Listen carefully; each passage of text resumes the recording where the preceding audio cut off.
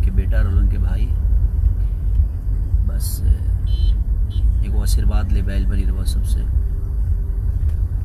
कि वो गाना रिलीज भइल बा आदि शक्ति से हमार जौन के की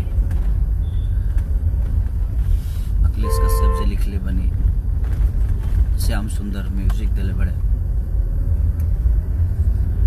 पति दूर था रजाई में कुकुर था।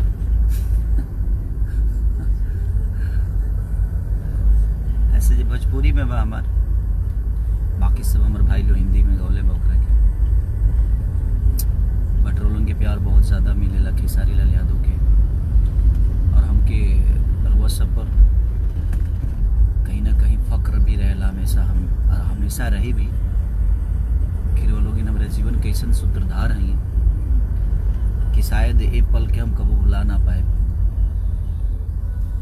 और जब वो लोग प्यार दी ले तो लगे कि हमार भी एगो स्थान बरो सबके दिल में, तो बस यह स्थान बनौले रही और जितना शेयर कर सकतनी, जितना प्यार दे सकतनी अपने भाई के, अपने बेटा के, बस प्यार देते रही और आशीर्वाद देते रही। इसलिए बिना प्रभु सबके आशीर्वाद के हर वो कलाकार अधूरा रहे। सबके प्यार दिए, जौन चीज वो अच्छा लगे जबरदस्ती ना। अगर खेसारी के गाना अच्छा लागत तो जरूर प्यार दी, नहीं खे लागत तो जबरदस्ती। दिल के ऐसा चीज होला, मनोरंजन ऐसा चीज होला कि जबरदस्ती ना सुनल जाला।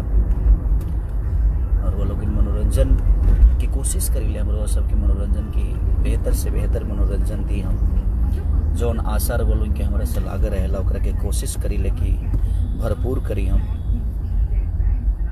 ताकि अस्तित्व बना रहे। तो बस यह कहे खातिर यानी है कि बस आशीर्वाद के रूप में, स्वरूप में रो लोग प्यार और आशीर्वाद ऐसे ही देते रही और अपन आशीर्वाद बनौले रही हमरा ऊपर। पति दूर था रजाई में कुकुर था एल्बम के नाम हो, उनकी आदि शक्ति से भइल बा रिलीज।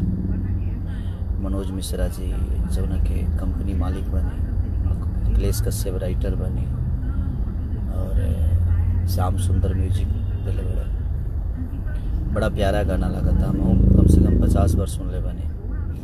कबो कबो खुद के भी कोनो कोनो गाना अच्छा लगेला, जैसे कि देखा गारी मद्दा एक हमारे चैनल पर गाना रिलीज भइल बड़ा बहुत बढ़िया मेहरारू लोग धुन हवे, उनके माता बहन बेटी लोग भी गावेला। खेसारी म्यूजिक वर्ल्ड पर रिलीज भइल है कि चटे कबो चटकन चलई है जने रजऊ नैहर के हहीं से कुवार। जौन के हमार भाई बड़ा दिल में रहे वाला अजीत हलचल जी वगैरह के लिखले रहनी, और शंकर सिंह म्यूजिक दिला रहे, अप्पू शंकर।